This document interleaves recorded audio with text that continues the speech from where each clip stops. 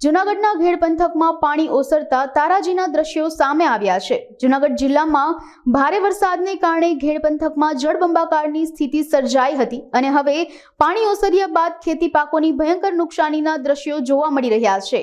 ઓઝત નદીનો પાળો તૂટતા બામણાસા ગામમાં પાણી ફરી વળ્યા હતા અને નદીના પટ આસપાસના ખેતરોમાં નદીની માટીના અને પથ્થરોના થર જામી ગયા છે। ખેતરોમાં મગફળીનો પાક સંપૂર્ણ નાશ પામ્યો છે અને ખેતી પાકની સાથે જમીનનું પણ ધોવાણ થઈ ગયું છે। તાજેતરમાં જ સિંચાઈ વિભાગ દ્વારા 1.36 કરોડના ખર્ચે ઓઝત નદીના પાળા બનાવવામાં આવ્યા હતા, પરંતુ તેનો ખર્ચ એળે ગયો છે। નદીના પાળા વ્યવસ્થિત રીતે અને મજબૂતાઈથી બનાવવામાં આવે તેવી અગાઉ પણ અનેકવાર રજૂઆતો કરવામાં આવી હોવા છતાં કોઈ કાર્યવાહી થતી નથી, ત્યારે ખેડૂતોને સહાય સાથે ભવિષ્યમાં નદીના પાળા તૂટે નહીં તેવી કામગીરી કરવા ખેડૂતો દ્વારા માંગ કરવામાં આવી છે। એમજે વઘાસિયા, નાયબ કાર્યપાલક ઇજનેર, સિંચાઈ યોજના, પેટા વિભાગ નંબર 29 કેશોદ।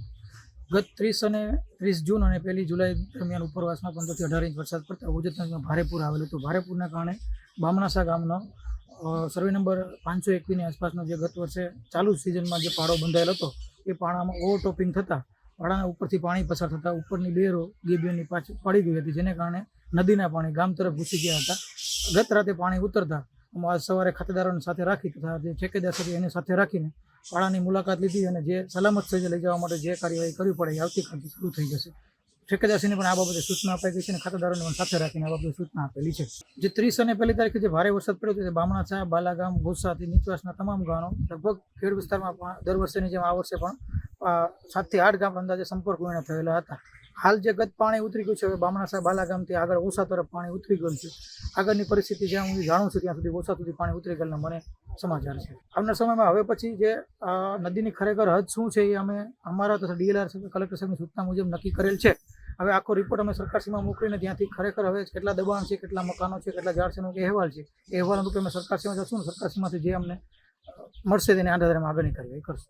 મારું નામ રાજુભાઈ કેશુરભાઈ ભેટારિયા છે, બામણાસા ગામનો ખાતાદાર ખેડૂત છું। પાળો આપણે જગમાલ બાપાના ખેતરમાં, જગમાલ દેવાનંદ કરંગિયા તથા નાયણભાઈના ખેતરમાં, જે તાલુકા પંચાયતના સદસ્ય છે તેના ખેતરમાં પાળો તૂટ્યો, બરોબર। આ પાળા તૂટવાની સમસ્યા તો હું નાનો હતો ત્યારથી મને જ્યાં સુધી સાંભળે ત્યાંથી ચાલુ જ છે। સરકાર મંજૂર કરે છે, બરોબર, મંજૂર કરવામાં પણ લાંબો ટાઈમ લગાડી દે, 2 વર્ષ પાળો મંજૂર કરવામાં લગાડે છે, 2-3 ચોમાસા વહી જાય એટલે ખેડૂતના પાકનો સર્વનાશ થાય।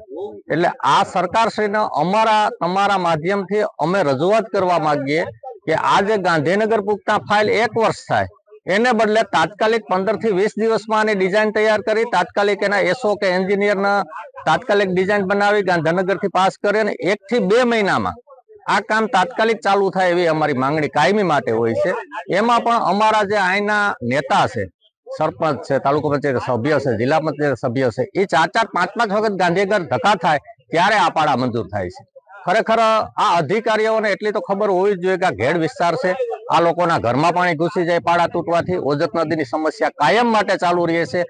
જે કાંઈ નેતા છે, જે કાંઈ લોકલ ધારાસભ્ય છે, સંસદ સભ્ય છે, એ બધાને ખબર જ છે કે બામણાસાની પોઝિશન શું છે।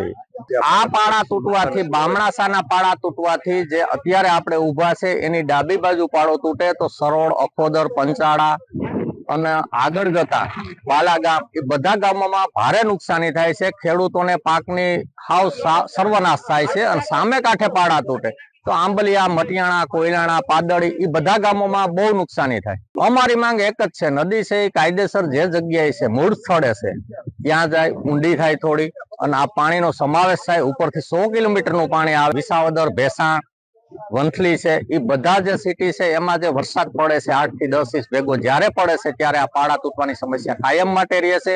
આગળ જતા નદી જે બામણાસાનો સીમાડો પૂરો થાય ત્યાંથી મટિયાણા ગામ આવે, બાલાગામ ગામ આવે, ત્યાં નદી છે હાવ ભેગી થઈ ગઈ છે। એ નદીને જે મૂળ સ્થળે છે, જે સરકારની લેન્ડ રેકર્ડ ઉપર છે ત્યાં જાય એવી અમારી માંગ છે।